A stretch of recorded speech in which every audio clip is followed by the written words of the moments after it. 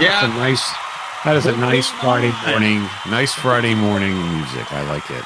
That's good. It's coffee. It's real coffee talk. Yeah, that's about as close to yacht rock as I can get, but that's Marvin Gaye, right? I like it. I don't know.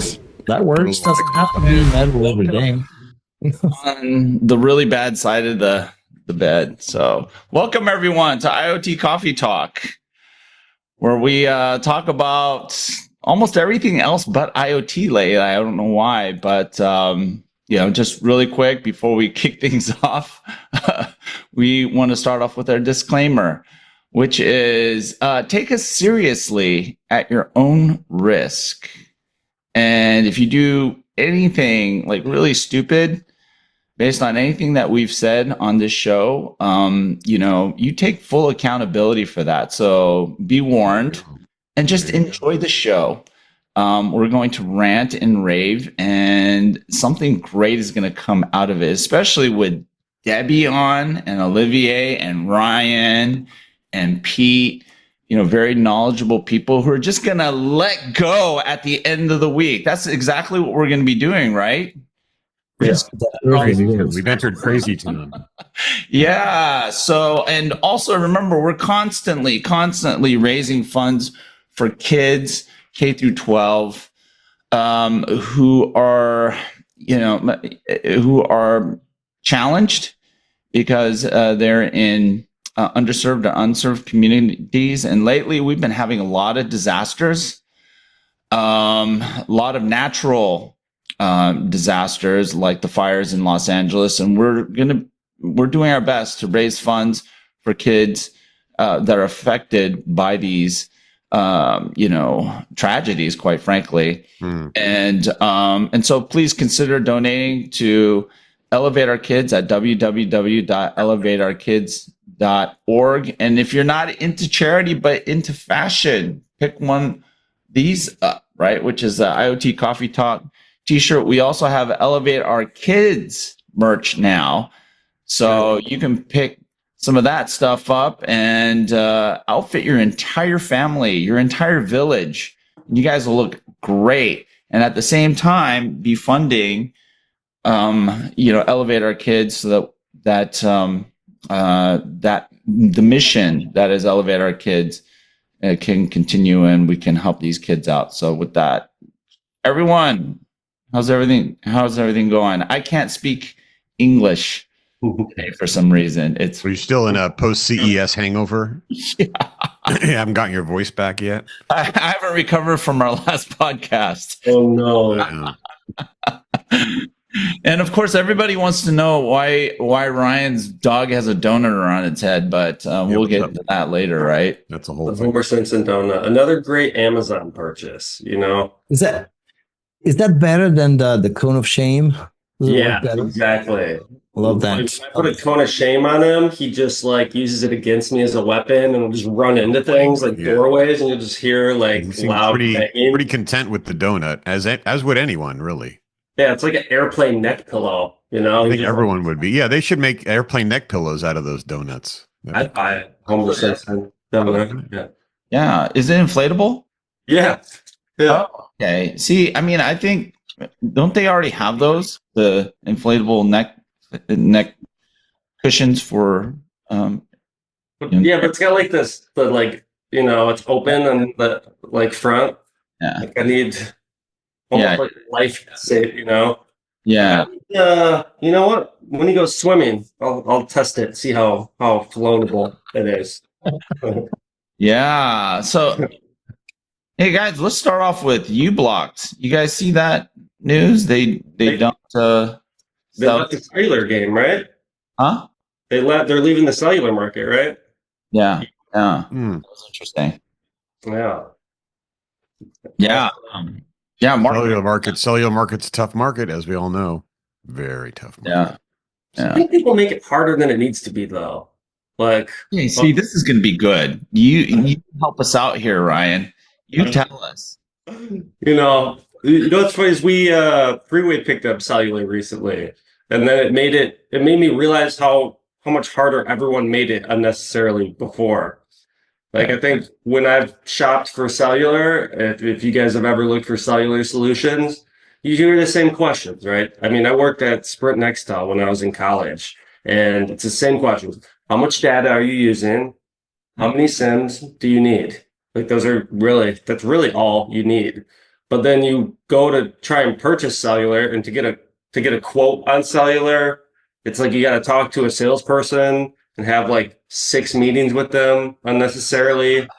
And then the plans are really complicated. They're like, yeah, we got this flexible plan. And then you can choose like random amounts of data. And then like, it's like you have to decode your bill, like just tell me where you need service. Tell me how many SIMs you need, how much data you need. And that should be it, right? It should be able to give you a price. Well, they give you the no annual fee. You just need to pay this one fee once a year. So, Well, that's another thing. Getting like industrial customers are really big on going through electrical distributors for some of this stuff, and they want to prepay for a year, right? But not everyone offers like annual payments because they say, well, we don't know what the data rates are going to be in the future, and that's a risk for our company. It's like, okay, but we're literally talking fractions of a hundredth of a penny usually. So how much risk is there really when you have an industrial customer that's using a few hundred SIMs? So I don't know. I think people make it harder than it needs to be. Really, it could be pretty simple and straightforward. Well, it's a license. This is what happens when you have licensed spectrum with quasi government agencies that still control this business, and even 2 decades later, it's still pretty gnarly. So. Yeah, and that's why telco struggles. Yeah, but you should be able to self-manage it a lot better too. Like if you're still having to email or call someone and request like manual adjustments on your account, like there's no reason a lot of these shouldn't have a web portal to view your data in real time. AI and manage. AI-based agent.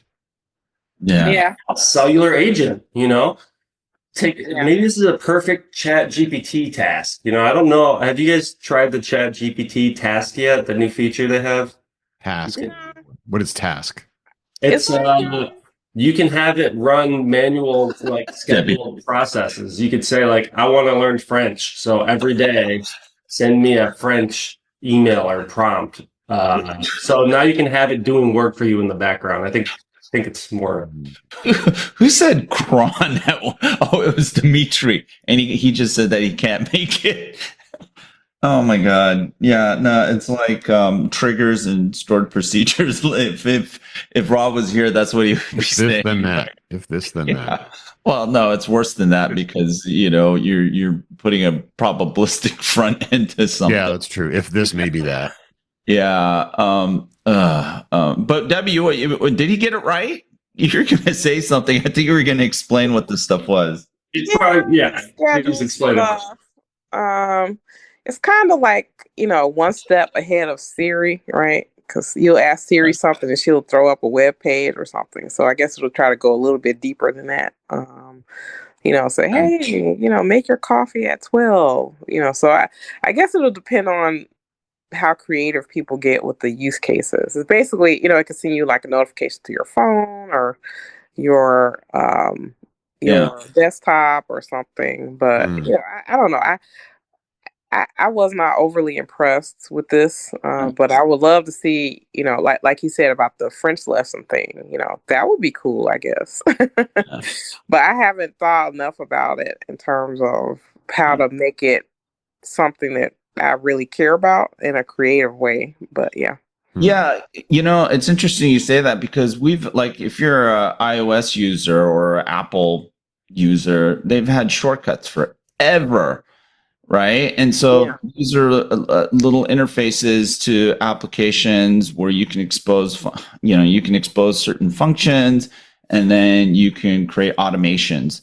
And so a lot of what we're looking at this agentic stuff is really boiling down to, a RPA framework plus a natural understanding layer on top, which is your LLM or what have you.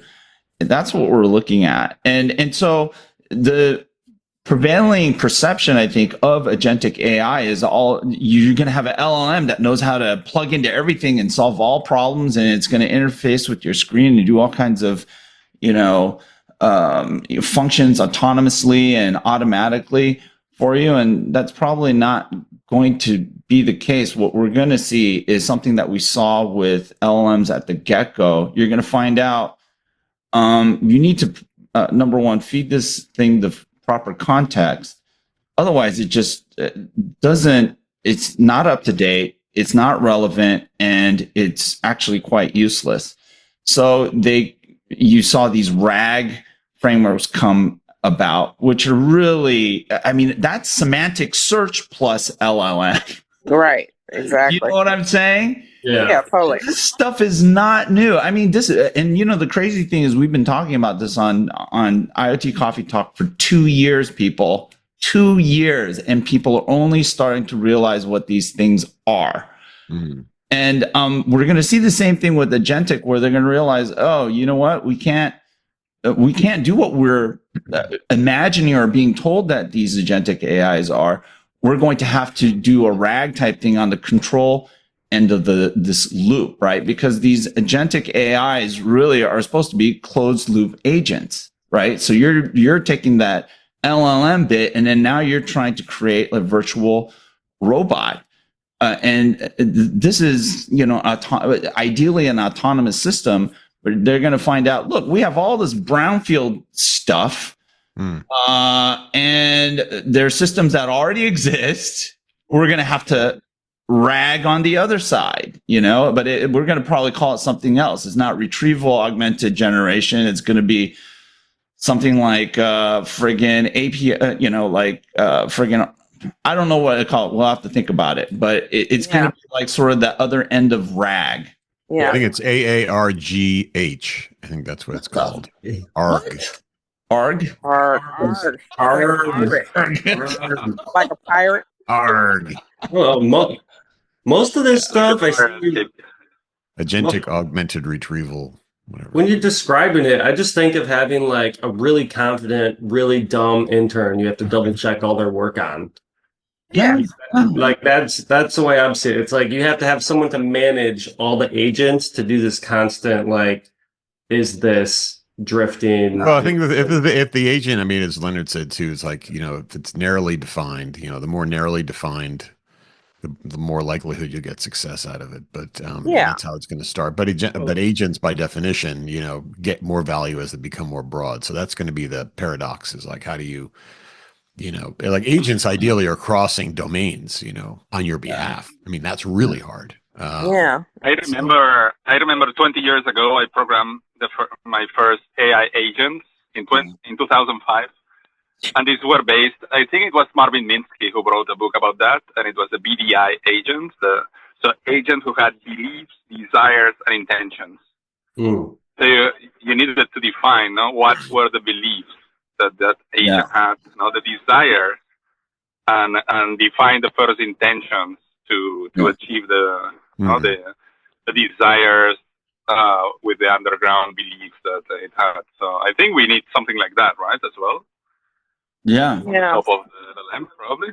I think the part that's getting lost is that it still is going to take a lot of human work to do this, right? And then also to maintain it and tweak it and stuff. So it's not like this thing is really not autonomous, right? It's like you have to tell it what you want it to do and hope it doesn't go off the rails, right?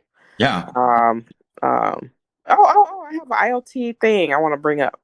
Oh, yeah. Right on. So I guess I saw on LinkedIn yesterday, someone shared a video about a guy who was in an autonomous vehicle. And he was trying to get to the airport, and it was just going around circles in the parking lot. And he couldn't stop. He couldn't stop the car.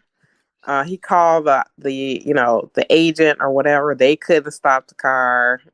They told him to look in his app to stop the car. It was just bananas. But I don't know about you, but I think like stopping the car is kind of basic, major.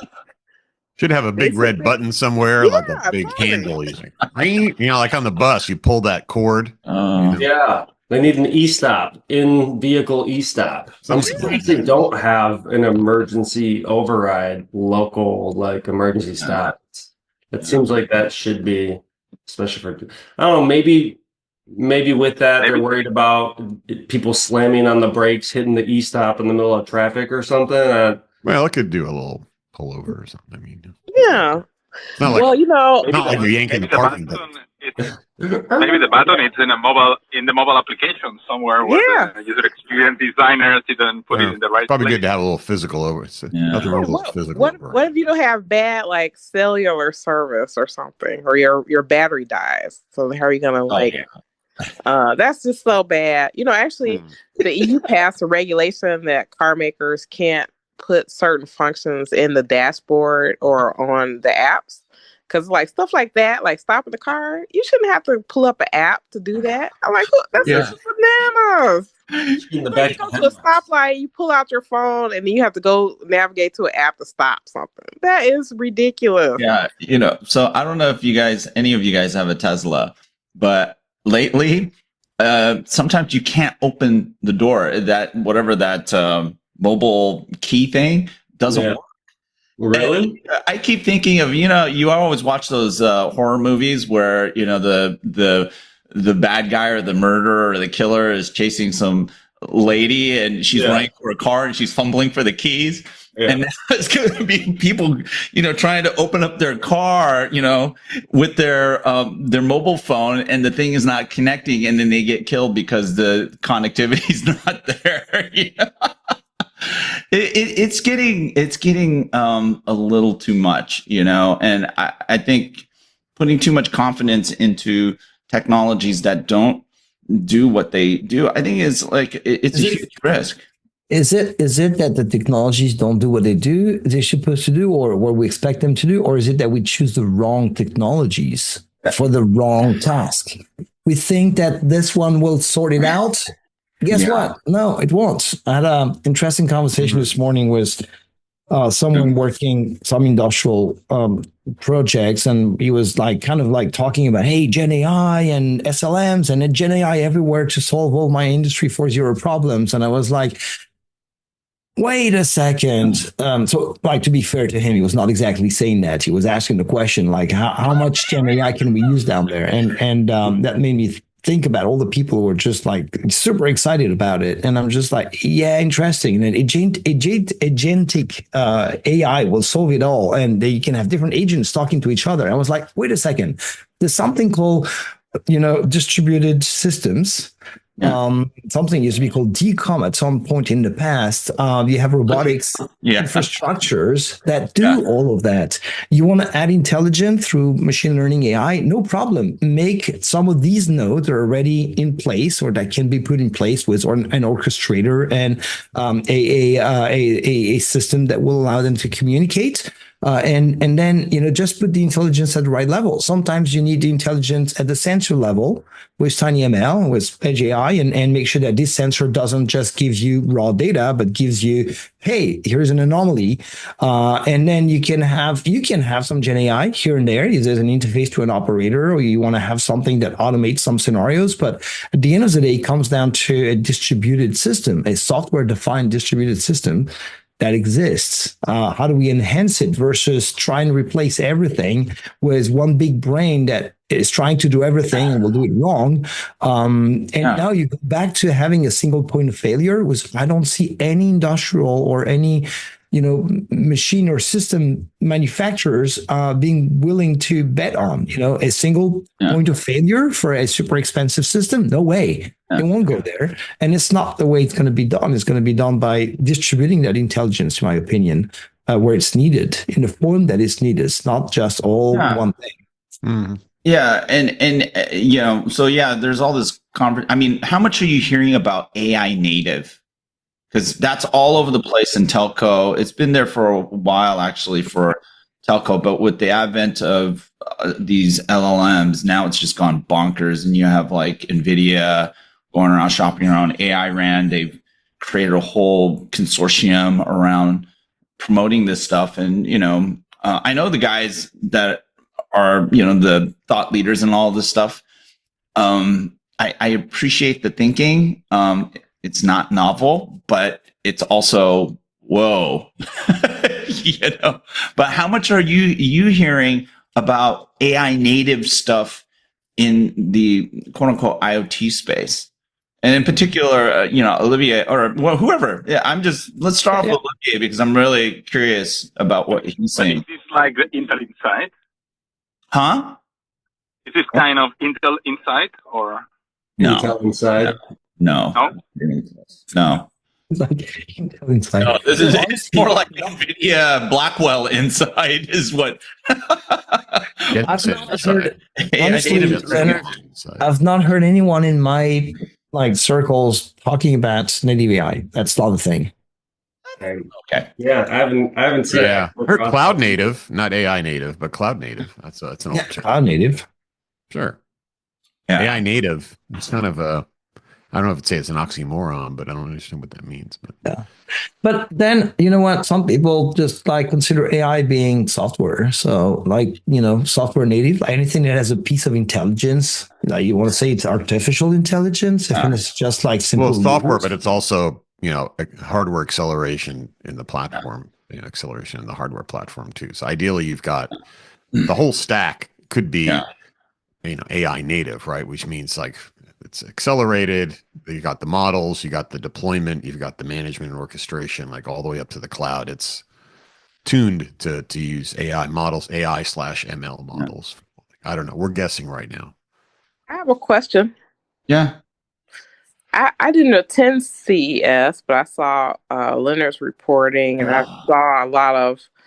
I read a lot of articles about what was happening at CES, and actually, I got a lot of emails from people that don't know anything about CES, and so some of the stuff they heard was very alarming that was happening. But what I saw was just a lot. The stuff people sent me that kind of had my jaw dropping was we're trying to make things IoT that probably should not be IoT, like the mirror in your bathroom that's supposed to, you look at it and it's supposed to give you some type of health, analysis, maybe of your heartbeat or something like that. I'm like, why people? Why? It's we're just. I think when you look at your mirror in the morning, it should give you a positive affirmation. It should say, "You look awesome." I buy that. Right. But I'm like, you're adding to crush it today. You're adding overly complicating stuff, but I think to me it's very much like a data grab, right? Because I think companies can do more with data if they get it from someone in a first party data relationship. So by them adding all these features that grab data, they can use it in a way that they couldn't do if it was just a third party data relationship. That's what I think. Yeah. By the way, I just want to say that you're prophetic because the week before you guys were talking about the Appletown stuff and you teed it off with asking about Apple's move into the home, and that was clutch. It's a big theme, and you're right. There was a lot of that stuff, but everything you just said is basically toxic for a innovator, or at least that they're going to think that, right? And that is the problem. People don't have those guardrails in terms of thinking about the data. They look at data now as an enabler, and then increasingly, because of the behavior of some big tech companies, they're right? They have the right to this, rather than this mindset of asking for consent. And a lot of it has, to do with this impetus or this drive to acquire data now, especially as you start to talk about personalization. And that, I think, really creepy, because it's one thing to have personalization at a public level, because if you're participating in a public forum, there is some license that you're providing to the platform for engaging in a freemium model in that platform. And if you're engaging, they might have some license to your information or what is publicly issued there. But when you start to get into personalization, that's all about you. That architecture has to look very different. And I don't think the prevailing mindset of how people think about data and privacy has translated down into, these personal devices, right?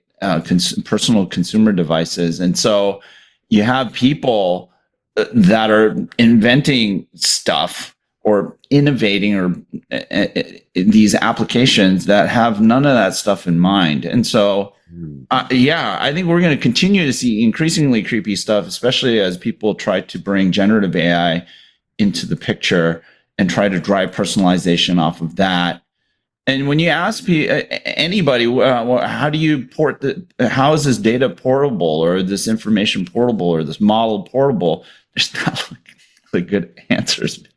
Don't you think, Leonard, that we find it creepy today, this kind of scenarios and use cases, but as soon as it's going to bring us value in any shape or form, we'll forget it was creepy. Like, look at Google Maps.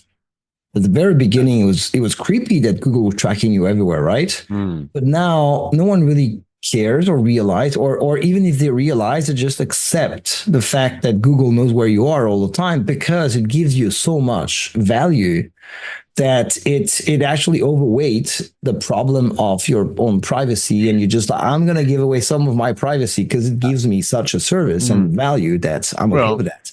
Yeah, that's a long-standing trend as people are giving up privacy in exchange. I mean, look at Facebook, a classic example, right? Yeah. People But I all think kinds of stuff on there. I think the key is benefit to the individual, right? So some of these things, I don't see how a mirror that is supposed to take my health information. Basically, I'm sharing my health information with someone who makes a toaster, right? I don't see how that benefits me. I see how it benefits you because you want to use that data or sell it or do whatever with it. But when you get away from the benefit to the person, I think it becomes more laughable. At CES, there's a lot of this kind of health kind of measurement, and I'm a big fan actually of doing the self-measurement of things, whether it's your Apple Watch, your scale, all these factors that over time and trends, that could be helpful to you. So I could see how some of these things, like the scales are really getting pretty sophisticated, right? In terms of measuring things about yourself, that could be helpful for you to understand. And that could translate into your, if you're doing food logging and things like that, that could translate into some pretty good change in habits. So I could see it, but you're right. It's like you're really giving up quite a bit of personal data, and how are you ensured that stuff's going to stay put? Yeah, like so an example, another one I saw was the Samsung refrigerator, where they're in a deal with Instacart, I believe, where they're basically going to have a camera above the door of your refrigerator. And it's going to be recording what goes in and out. And then they're going to have cameras inside the refrigerator to tell what you have in there. And the idea is that it'll start ordering things from Instacart or putting things in your cart based on what they think that you're running out of or whatever, right? Yeah.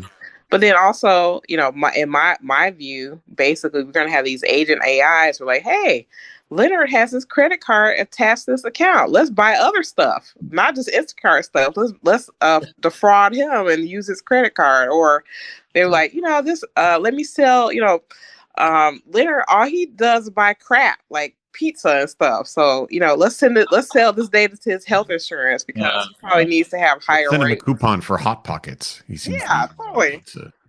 Yeah. Right, exactly. But I mean that data sale, channel is there, right? And so it's kind of a background market there that I'm concerned about. If it were innocent intent, right?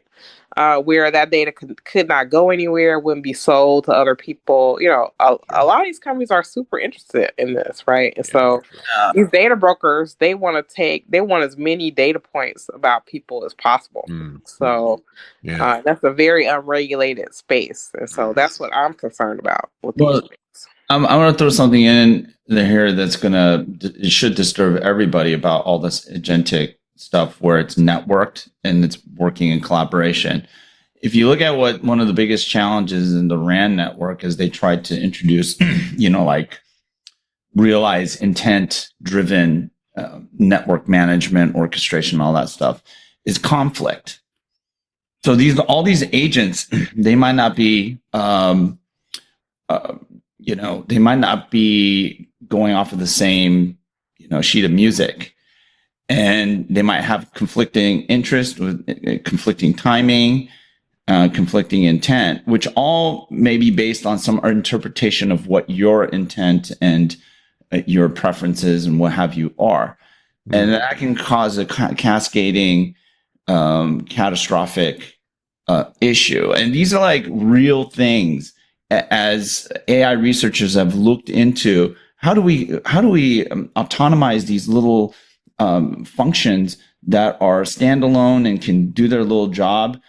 In concert, you have to, this objective of optimizing the system falls short because there's conflict.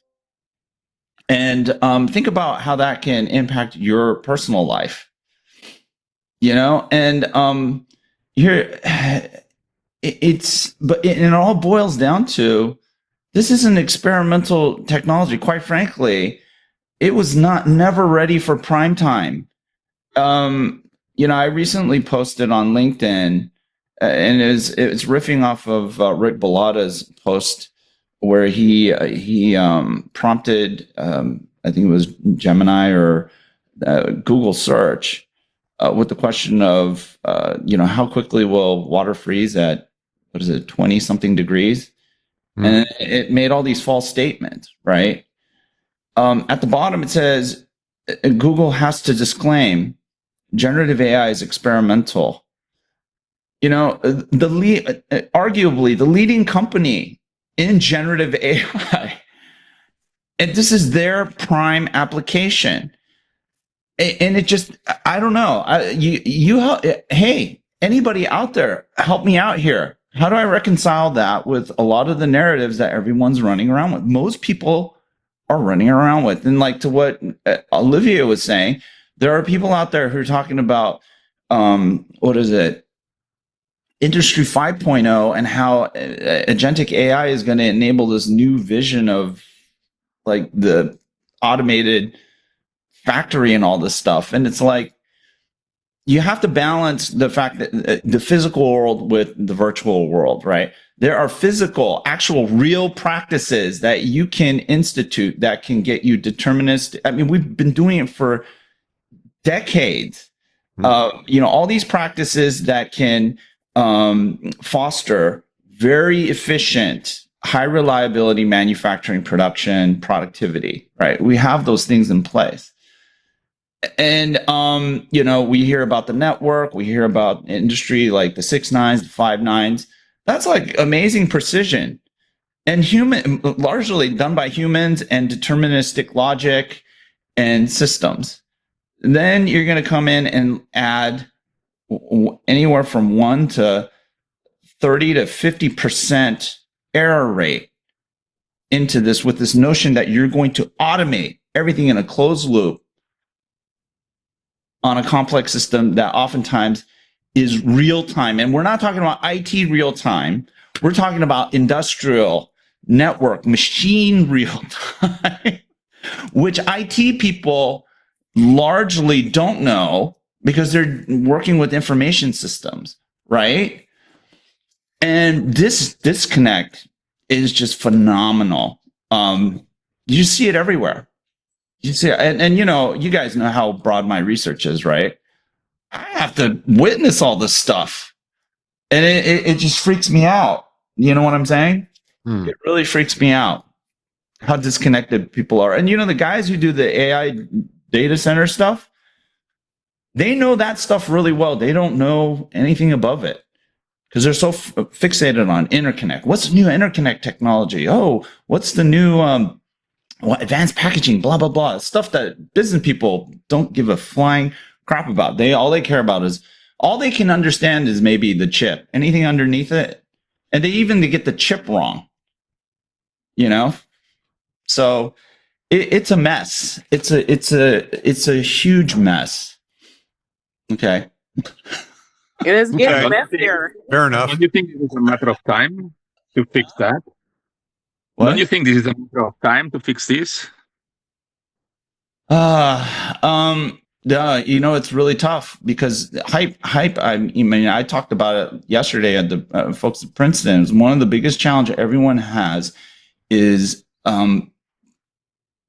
dealing with the hype because it's so delusional.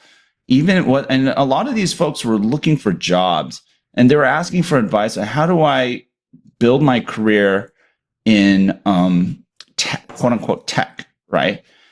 I told them, it's really tough because, up and down the stack, whether it's from the executive and what the executive and the board is issuing in terms of mandate and priorities to the organization, to the HR people and to the product teams and what they focus on and the customers and what they focus on, a lot of it is being distracted by hype.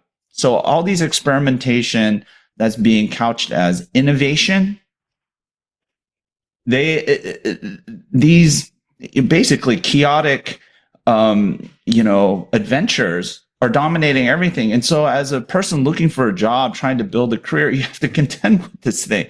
And there are so many bad experiments going on that it's hard to find stability in building your career, right? And think about the IoT. How many people went in looking at these massive numbers and promises of astronomical blah blah blah? How did that turn out? And I feel so bad for the community. You know what I'm saying? And these are the things that that I'm passionate about. I get pissed off about this stuff. I don't know. It's probably bad to get pissed off, but it does upset me. And why? I think all of us probably have this reaction and sort of this underlying mission to demystify and de-hype things because it's not healthy, Right. It's not healthy. It really isn't. And the reason why you subscribe to hype is because you don't know any better. Quite honestly, you don't know any better. You didn't do your homework. Bottom line. Seriously. And I don't know. Did I have a bad week? Yeah, it seems like someone peed in your cornflakes this morning. Oh my gosh, what the hell? Let it all out, man. This is so Need more therapeutic. carbs. You need more Good. carbs. It's good therapy. It's good. We're going to charge you He doesn't have $175 an enough hour. He doesn't You have guys enough are right carbs. Yeah. You keep me sane every week, even though I'm highly caffeinated. Yeah. There you go. I just my concern. I agree with all that you said. I think my concern is that we're not sticking the landing on what we have now, and now we're trying to add more complexity, right, on top of that. Sure. It's like ridiculous. Well, it's just layers of tech. I'll just give you a little anecdote of something that went wrong. I mean, Leonard and I went back and forth on LinkedIn about this really bad habit of, years ago when OTA was invented, how people ship like stub code and then they update it later once someone unboxes it. It's a terrible habit. And so you get this really bad software quality out there. I actually rented a Hyundai Ioniq recently in Utah, and I was pretty excited because I love renting EVs because no one else does. And so I got it, and I was a day or two into it. I'm like, I'll go charge this thing. So I went over to the Provo library, plugged in, free charger. No one's using it, of course. And a few minutes later, they're like, charge unsuccessful. I'm like, what are you talking about, charge unsuccessful? I actually couldn't actually release the handle from the charge port. So it was locked in. So I wasn't charging it and I couldn't release it. And went back and forth, and I called Avis and blah, blah, blah. I had to return the car, which was like an hour away, because I couldn't charge it. It was just unchargeable. And it turns out, you go onto Reddit, there's like a software problem with the Ioniq charging system and stuff. And so everyone's like, oh yeah, charge unsuccessful. Yeah, I have that too. Well, you got to bring it to the dealer for a software update and stuff. And I was just like, man, like that's like the kind of stuff where, a little bit more testing, a little bit more bulletproof software development. And, now it's like, I think that's, times 100,000 times a million people are encountering software quality issues with this new technology. And not only is it more confusing for them, but even if the value prop is there, the experience can be really bad because you've got these compounding software quality issues on top of each other. So, I just, yeah. Why aren't we making these people eat their own dog food, right? Because if they tested it themselves, they had to use it themselves, they would see that that was a problem. Instead of making us the tester, we were like, Yeah, and a lot of companies, I mean, when I was at Microsoft, we would dog food stuff all the time. The problem is you dog food like 4 or 5 products at the same time, and then you don't know what's going on, so everything's like starts to collapse. But no, I think it's a good practice is to have the employees using the products, but it just gets difficult. The level of complexity on this stuff, especially if you're layering software from different providers on top of each other, you know, using different APIs, it's very hard to point the finger as what exactly, how do you debug this thing? It's one thing to debug an embedded system where you're running on bare metal and you're the only developer. It's another where there's a stack of like half a dozen, you know, agents and clouds and things happening, and like, okay, how do I even get started on this? So it's kind of the world we live in right now, unfortunately. And if you see a lot of companies and their software, it tends to turn into a mess over time, right? And really difficult to manage. Well, look what happened with Sonos. That was in the news this week, right? The CEO was left because they pushed out an app before it was ready. Another one of those, we'll OTA it later or whatever.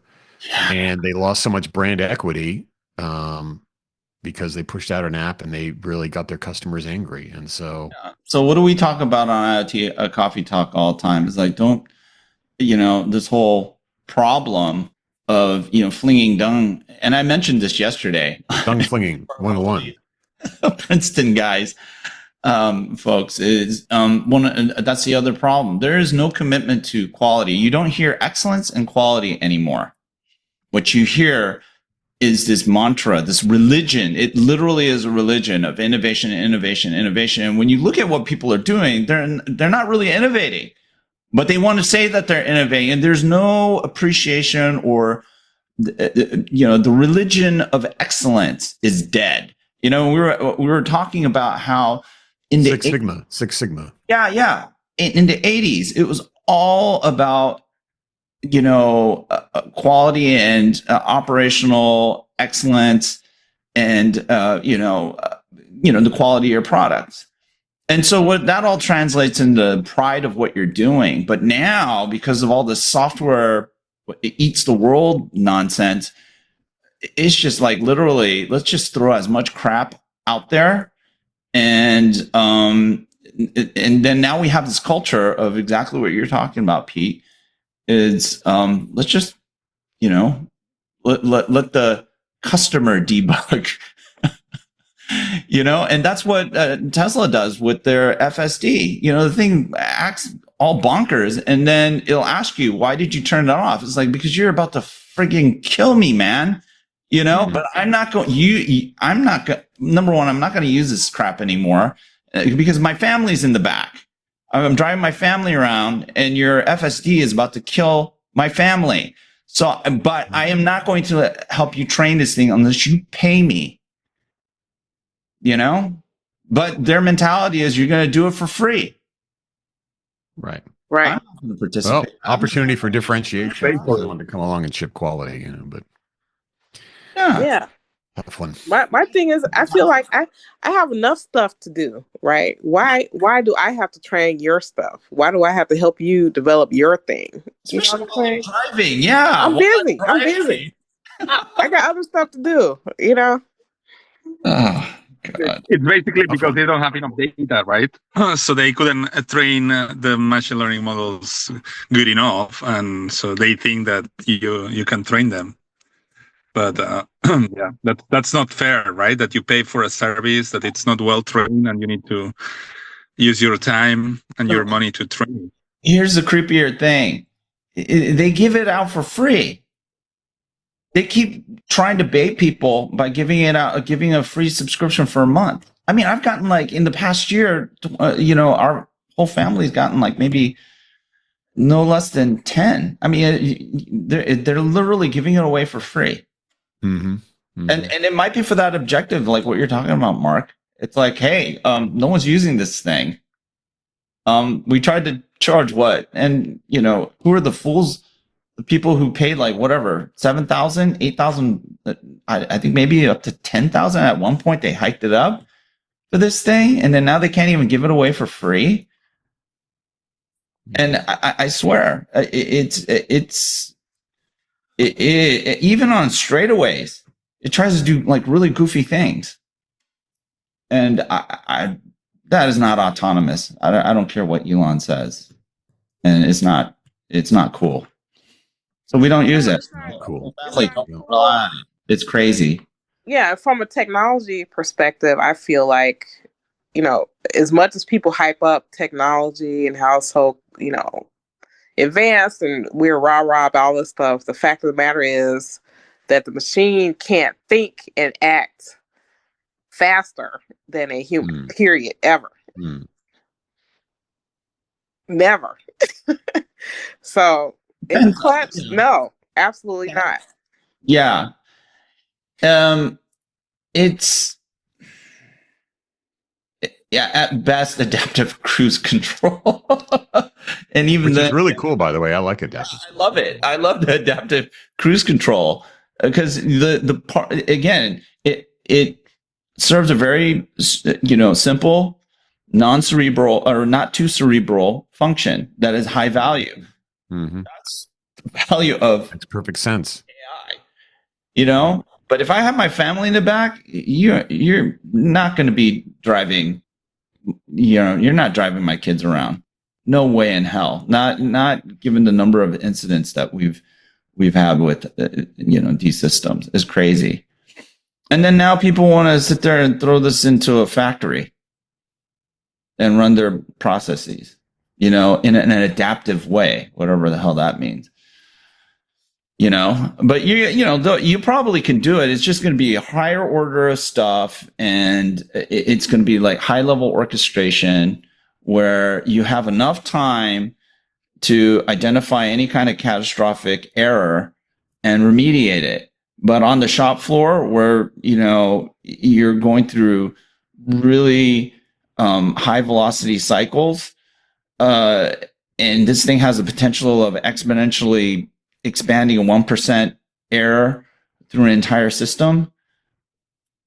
I don't, come on. Yeah. This is the problem is that now we are in this moment of this technology that we are burning bridges, right? So people will lose the trust in this technology specific fields. So it happened as well on IoT, right? That people trusted some specific companies 10 years ago, and they were not prepared. So they burned the first bridges, right? 5G. And probably this is going to happen as well. 5G. I barely heard it. And if you didn't know about 5G, you would have never noticed it. And 5G was the biggest thing 3 years ago. Right. Didn't Microsoft start this trend by saying wait for version 3? I mean, that was like back in the 90s, It was like you never use the first version, you kind of wait for like the third version. Yeah, but see that goes back to that mentality, right? It's the I know. No. Well, even back then, I don't even think there was OTA back then. You just reinstalled the whole OS from scratch. Yeah. Yeah. We live in a complex world. I guess that's why we get the big bucks, right, Leonard? So, Yeah. Well, I mean, at some point, the rubber has to meet the road. No, I know. Well, and that's the companies that are successful are really doubling down on the quality and maybe shipping a little later, right? They say it's like features, quality, schedule, right? That's the iron triangle. Pick two, and can't do all three, and optimize all three. So quality has got to be up there. So, lessons learned, and these are lessons that we've learned, but people are learning them over and over again. Yeah. You mean the quality process with AI native? AI native for sure. Yeah, definitely. AI native. By the way, can I do a little pitch here now that we have a little gap in my PSA? So if you want to talk about any of these topics in person, come to Austin, Texas, February 25th to the 27th for the Edge AI Foundation. Austin 2025 event. And we don't have Stephanie Atkinson, but they're both going to be on a panel there talking about Beyond the Edge. So come meet us in person. We're going to have keynotes from Dell, Intel, NXP, Silicon Labs, University of Texas, workshops from Siemens and ST Micro and MathWorks. We're going to have barbecue and beer and music. Wow.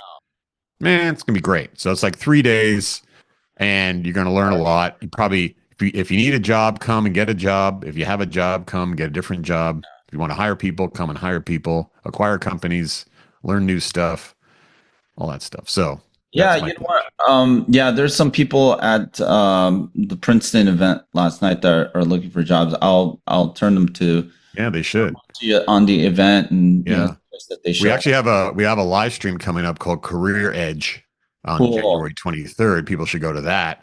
And that's staffed, but we have an executive coach, Stephen Davis, on there, hiring managers from startups and big tech. Yeah. And people can just live stream on how do you build a career in Edge AI? How do you get into it? How do you switch into it?